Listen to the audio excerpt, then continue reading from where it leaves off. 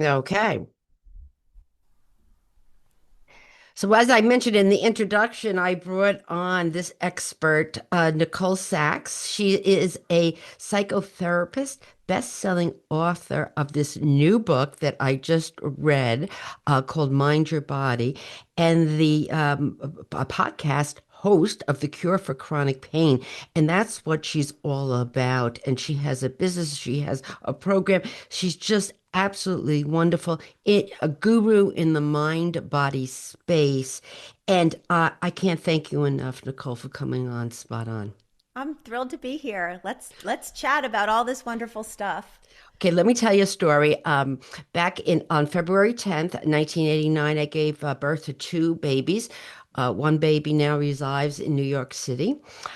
And another baby at the moment reside at Simon and Schuster. It was my first book, so I'm in labor and I'm getting this contract done. Do you believe this? Now, Nicole, I thought first time mother, first time book writer, no problem. When the baby's napping, I'll write the book. Ha ha Okay. ha. Okay. So, Nicole, do I have an IQ below room temperature or what? Okay. So this baby never napped. I mean, naps now, but it never napped. It was by far the most stressful time in my entire life, staying home, not working, but trying to get this book out. And I developed, you're not going to believe this, Nicole, back pain.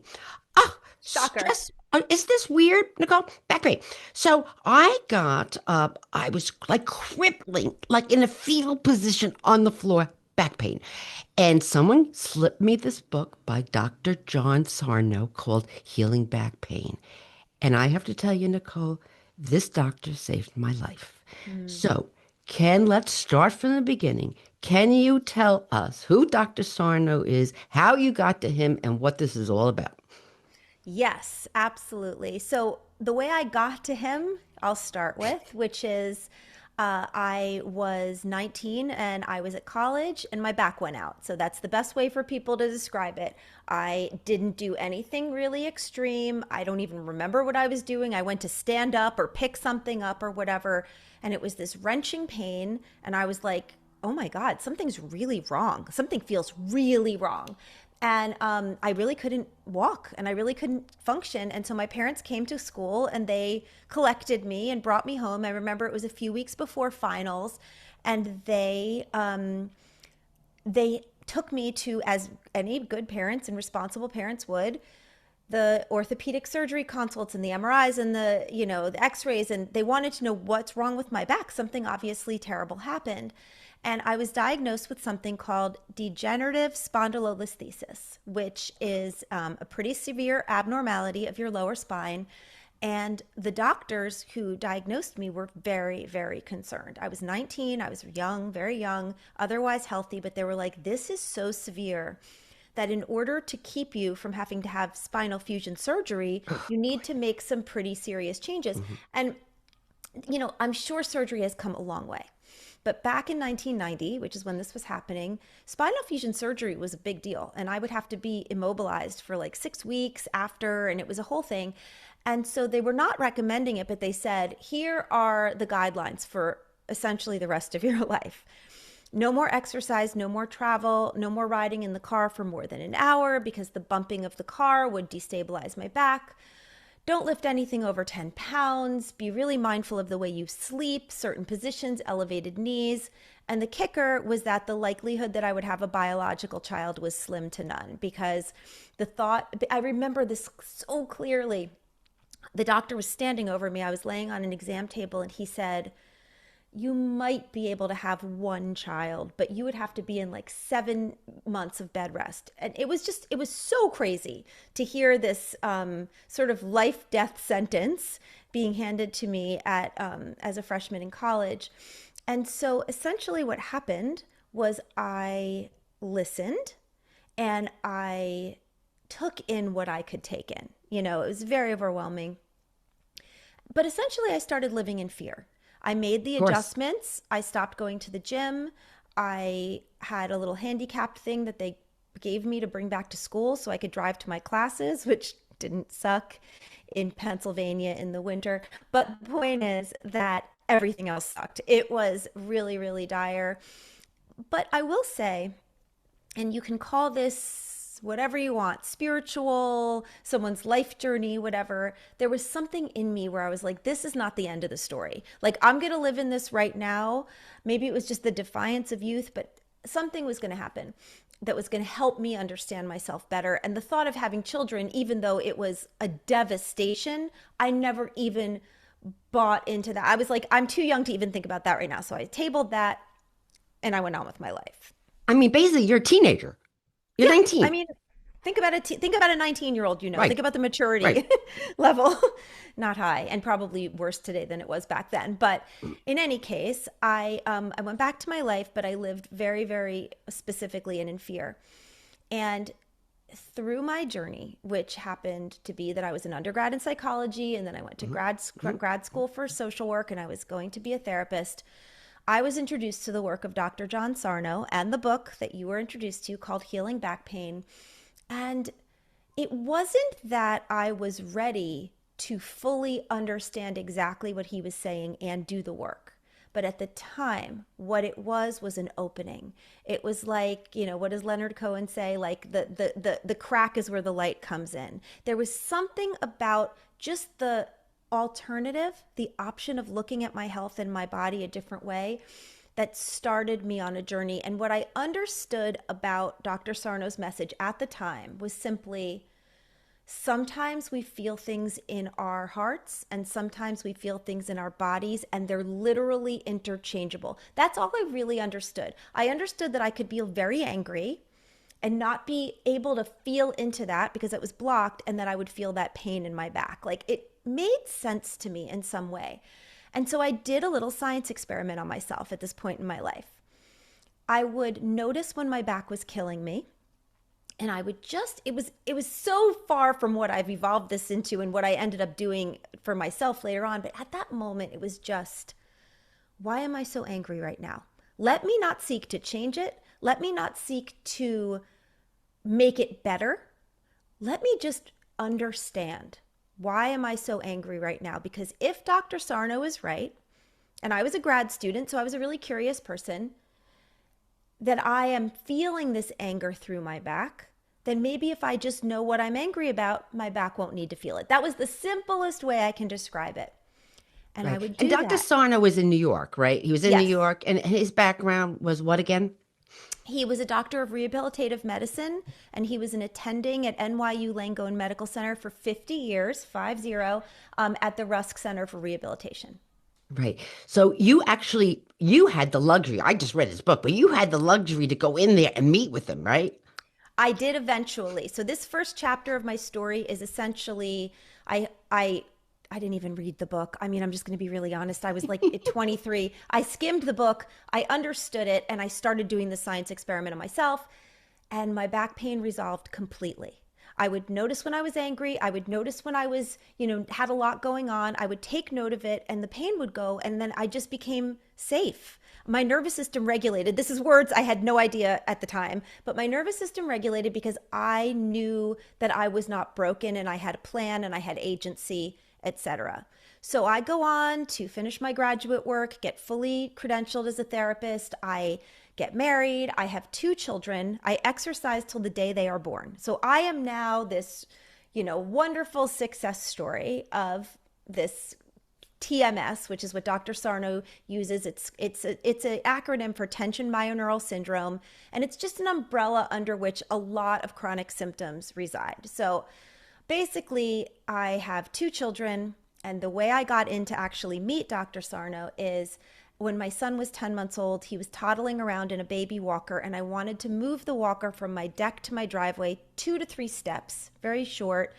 And when I picked it up and I set it down, it felt like a hot knife was dragging through my back. And I went into a spiral that will 100% represent the lowest I've ever been in my life, because not only was I now in terrible chronic back pain again, I was in a shame spiral because I thought, wow, you believed this bullshit, excuse my language, this Hmm. this this this this this fluff is what I thought. You believed that the mind and the body were that connected, and you somehow, walked out of this chronic pain, but now it's back, and now it's really ruining you because now you have children and now you've screwed it up and it's all your fault. And it was this, all of my stuff just came crashing down on me. And for a year, I was in terrible chronic pain. I was in Hmm. physical therapy 3 days a week, electric stim treatments on my back. I was on steroids, muscle relaxers, opioids.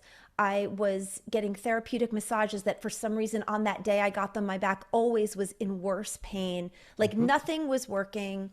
And that is when I had my lowest moment, which I talk about often, which is I was at a deli with my children, and they were 1 and 2, not even 3, because they were 22 months apart, and I was trying to pay, and they were being wild, and they were grabbing treats, and they were asking for things as toddlers do, and I felt my back starting to seize up, and I was in Hmm. a real panic. And I paid, and I got them by the wrists, and we were walking through the parking lot, and I felt it getting worse and worse, and I had a huge sense of dread. And when I got to the car, I couldn't get them in the car. And I couldn't release either of their little wrists because it was an active parking lot, and I was terrified that they could just run and I would be too debilitated to even run after them. And I stood there and I just laid my head on the window of my car with my 2 kids and my diaper bag on my shoulder, and I just cried. I cried for my broken life and my failure. And it was like a very, very low moment. And I don't know how long I stood there, but somehow it released, which makes sense now that I understand Hmm. all the brain science behind pain and muscle constriction and spasm, which I'm sure we'll get into. And I got my kids in the car somehow. I don't have much memory of this, but I know one thing. When I got them to bed that night, I sat in my room and I looked out my window, and I remember it was a beautiful, clear night, stars in the sky, and I said, I surrender. I literally said, I don't know if Dr. Sarno is right or wrong.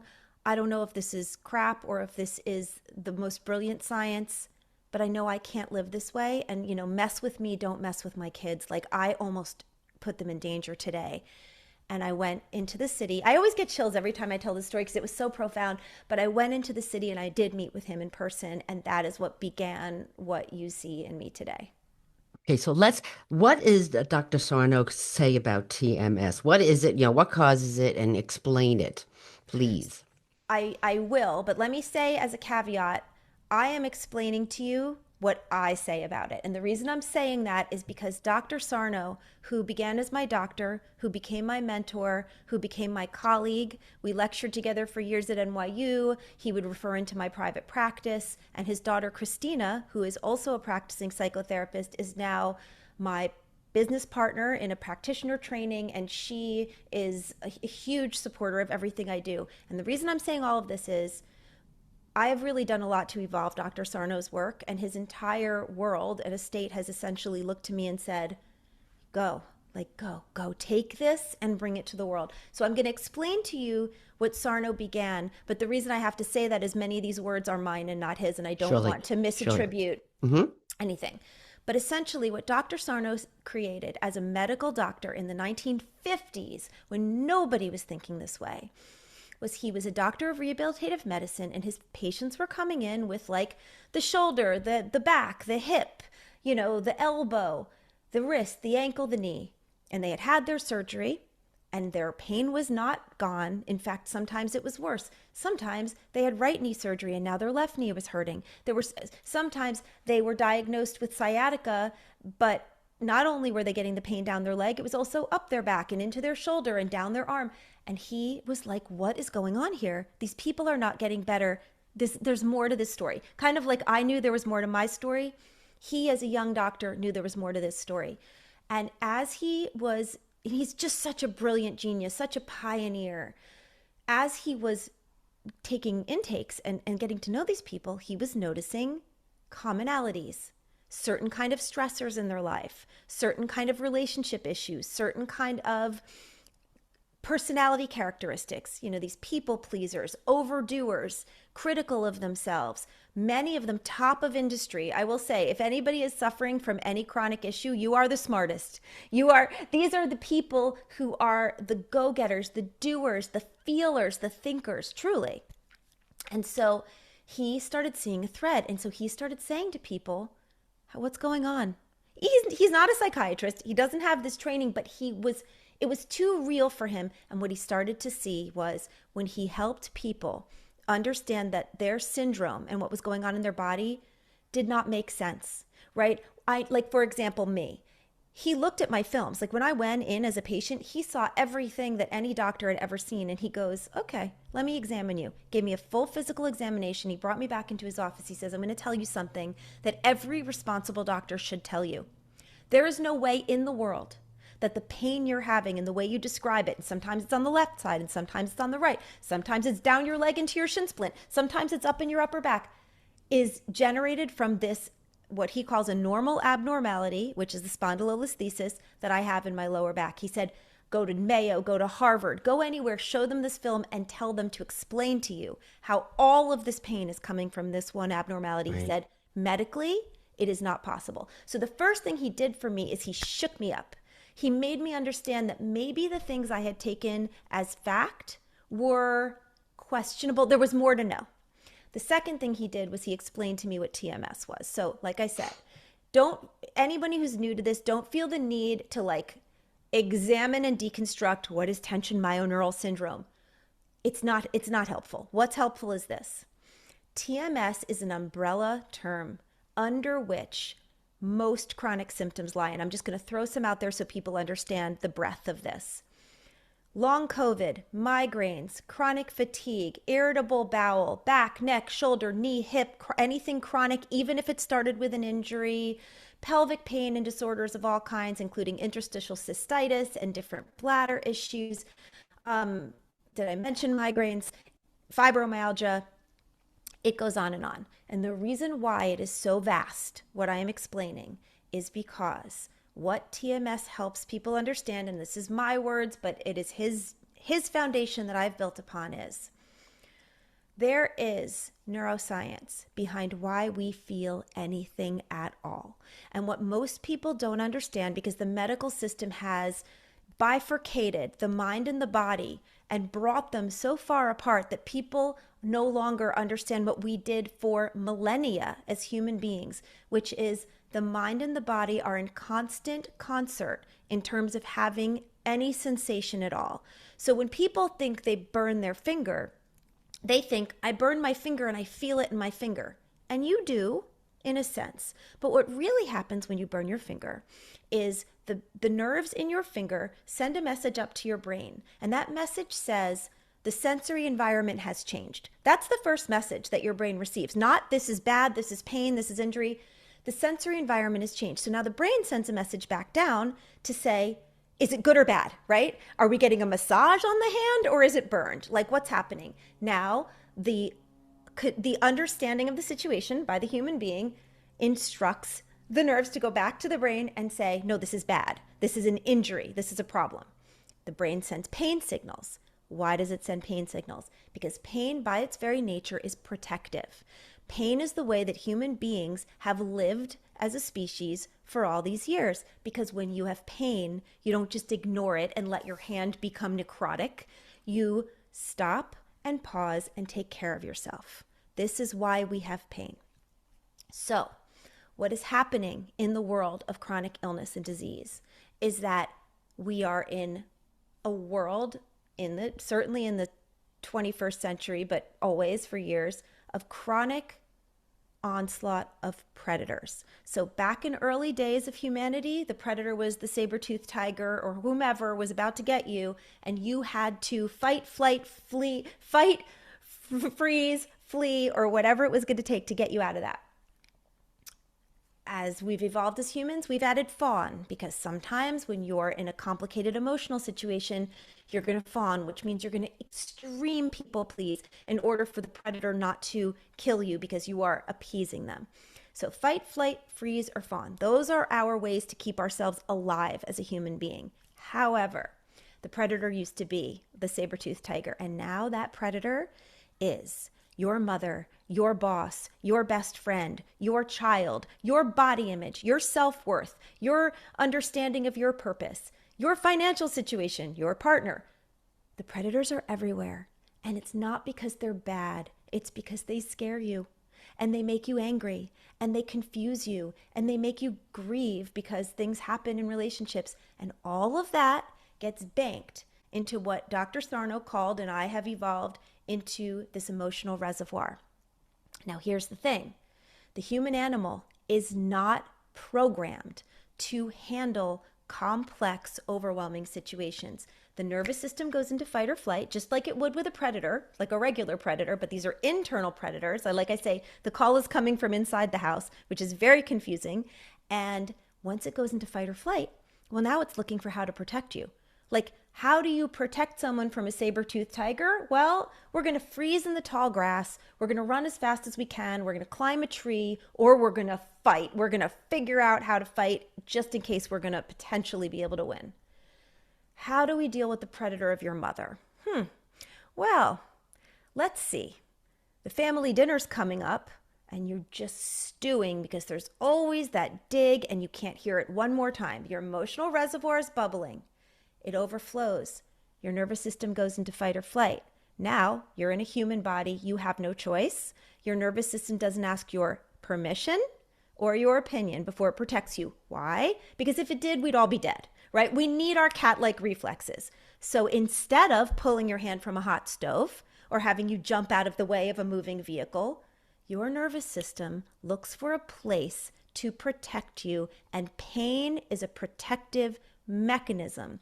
So all of a sudden you get hit with a migraine, like a tsunami. Oh my God, get to the bathroom. I need to throw up. Turn out the lights, close the shades. Guess what you need to do? Cancel that family dinner. Now, I know this is not the life you want, and you are not at fault, and you are not overly sensitive, and you are not hysterical, and your pain is not in your head, and you're not making it up. However, it is under this TMS umbrella. The reason for your pain is that your brain and your nervous system, who are on your side, want to keep you from the predator. Now, your mother is not a simple predator. She's a complex predator because she also loves you and you also love her. And it's a complicated thing to be a child of someone's or a mother of someone's. And so what I teach people is to press a big fat pause and to understand A, the neuroscience, so they stop being scared that something's broken, and get into this reservoir and understand it, empty it out, unpack it. And what's amazing, Joan, and what's crazy, because people can't believe it, even though I've been watching that happen for 25 years. And that's why I wrote my book, because I'm like, I want people to understand it, like exactly what's happening and hear the stories of everyone. But their pain, their chronic pain goes away often completely because the brain and the nervous system are no longer seeking to protect them. So I know that was a lot, but that's the core.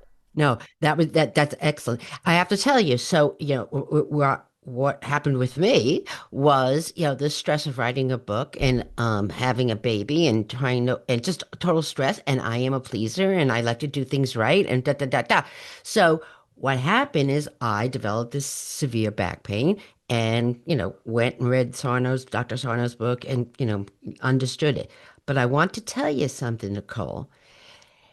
When I get up and I turn on my computer, and if the news that I hear isn't what I like to hear and it scares me, I get back pain. Yes, It makes is total sense. I get back pain. And I have to say, okay, I understand what this is now. This is stressing me out, just like the anxiety, and I get back pain. So I understand it now. Anything, if I have to do a big deadline for something, I'll start getting back pain. I said, I'll stop it. Let's get on top of this. And so that's what I want people to understand, that what you're saying about TMS and your whole entire method. And I have to tell you transparently, I said I read your book, but I didn't really read your book. I listened to your book because Oh, you were same. narrating it, and I was like, oh my gosh, I love this woman already. So it was just unbelievable. And I said to myself, self, we're getting a podcast episode about this because so many people are in chronic pain and they don't understand it, and it's debilitating, and the pain is driving the bus, and Yes. that pain should not be driving the bus. You need to drive the bus. So can you tell us? You have the book is phenomenal. Whether you read it, or listen to it, you got to read it, and then you have all these online courses and everything, which everybody we're going to put on the Spot On podcast Facebook page, links to everything so everybody knows how to get a hold of you. But tell me a little bit about your method. What do you do to help people understand and better manage this? Because in my case, it didn't go away forever. It comes back, but I learned how to handle it. Yes. So, one thing I need to say at the front is that sometimes you feel things in your heart and sometimes you feel things in your body, and they're literally interchangeable. So, you're not in chronic pain anymore just because it comes back and knocks at your door. You would never think to wake up in the morning and say, I'm never going to be in a bad mood again, Hmm. or I'm never going to feel angry again, or I'm never going to feel sad again. We know that that's a fluid state of being alive. Pain is exactly the same. When you are not stuck with those neural pathways that are continuing to send the signals of inflammation, muscle constriction, spasm, neuropathy, when you're not in that cycle, yeah, sometimes pain comes knocking, just like sometimes a bad mood or losing your temper comes knocking. And so, first of all, I just want to say that's totally normal, and I can circle back to that as well, because it's just your symptom imperative, which is a term of art in what I do, which just means for some people it's going to show up as a back ping. For some people it's going to show up, like for me, I get headaches when I'm feeling really stressed, or some people are going to get like a stomach thing. Who cares? Honestly, the way I teach people is to wear it loosely and to understand that if we don't get stuck in the fear and get locked up, nearly everything is surmountable. Hmm. So, what I do. So, essentially, what I like to say is my philosophy, my program, my paradigm is like having three legs of a stool. And anyone who's ever sat on a stool knows that a stool is one of the most foundational, concrete things you can sit on. Like, it barely ever tips over if it has three strong legs. So I will say that although I have a method, and we can talk about it, which is journal speak, the three legs of the stool need to stand strong for this work to change your life, which it absolutely can. So the first leg of the stool is I use three umbrella terms. The first leg is believe.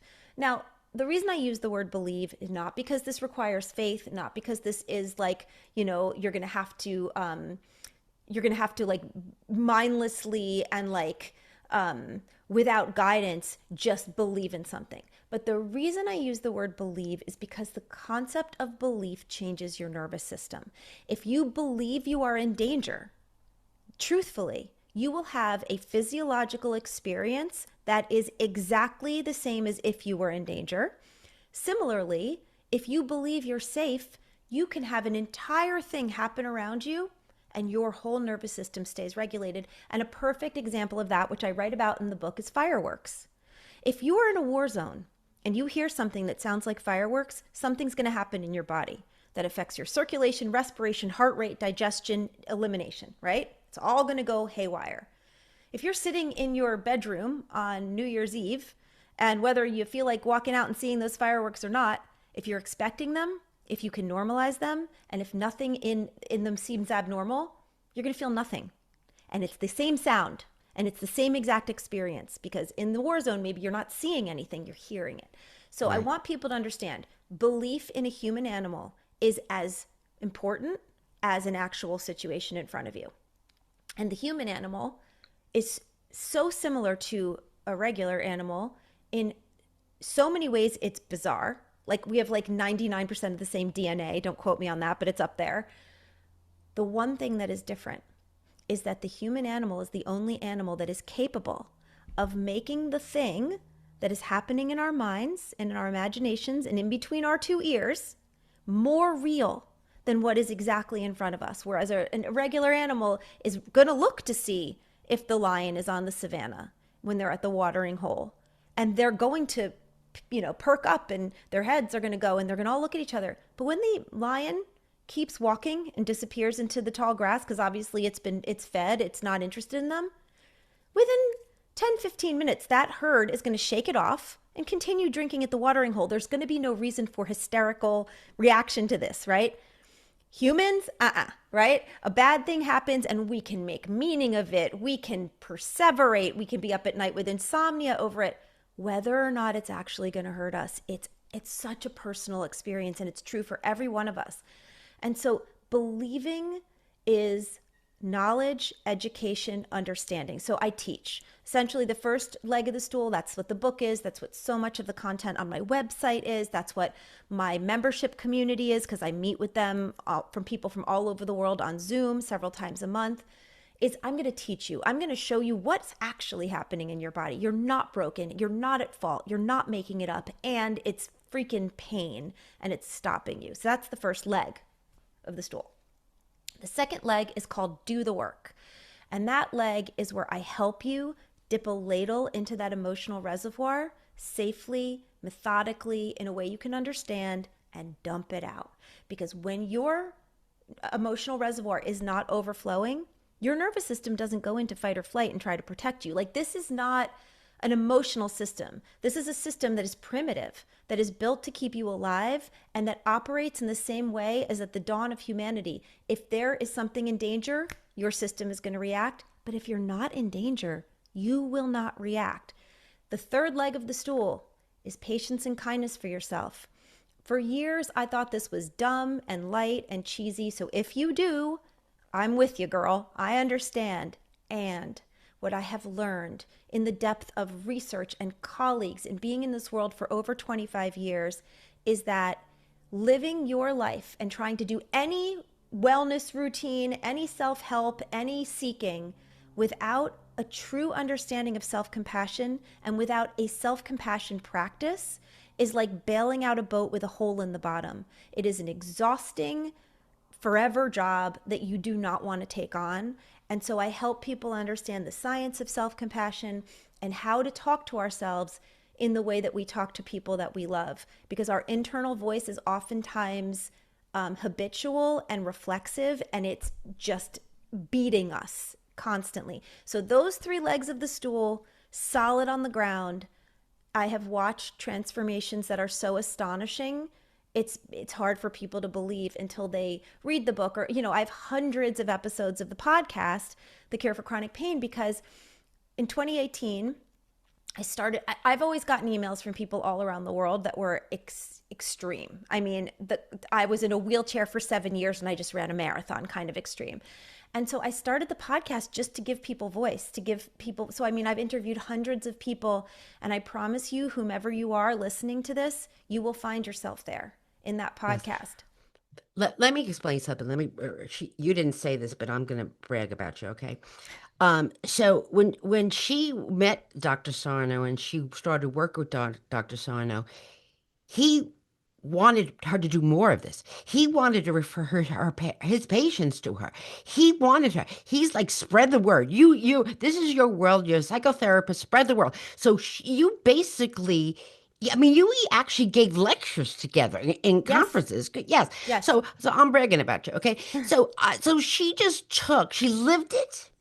She figured it out. She met with him, understood the science with it, and now made a practice of helping people do this. And I just love that you're working with his daughter. I mean, you've yeah, got to be kidding me. This is wonderful.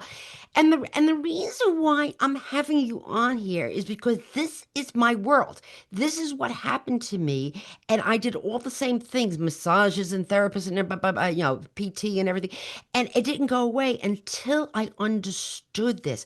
And I said I have to make sure that the world knows more about Nicole Sachs and this whole mind your body and everything you have to order, because this is chronic pain is exhausting, yeah. absolutely exhausting, and it doesn't have to be chronic pain that really cripples you.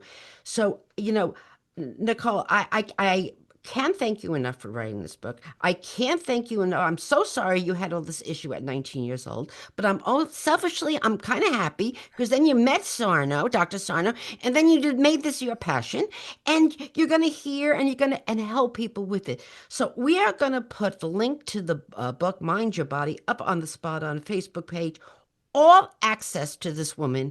We're going to put her up her link to her podcast, The Cure for Chronic Pain. And there's nothing like a community that's talking about Hmm. the same thing. So you feel like, am I crazy? I'm a smart person. Why is this happening to me? Well, this is why it's happening to you. And you, my dear, need to go out and save the world. So I don't know, figure this out, get I am among. working on it, All right. Well, Joan. just well, work harder, honey. Okay, because so many people have this chronic pain, and I'm telling you, there's signs in the body. There's signs in your mind. Of course, your mind is in control of your body, and it makes so much sense that your mind is trying to protect you, and it does it in ways that may be harmful. So, with that, my dear, my good new friend Nicole Sachs.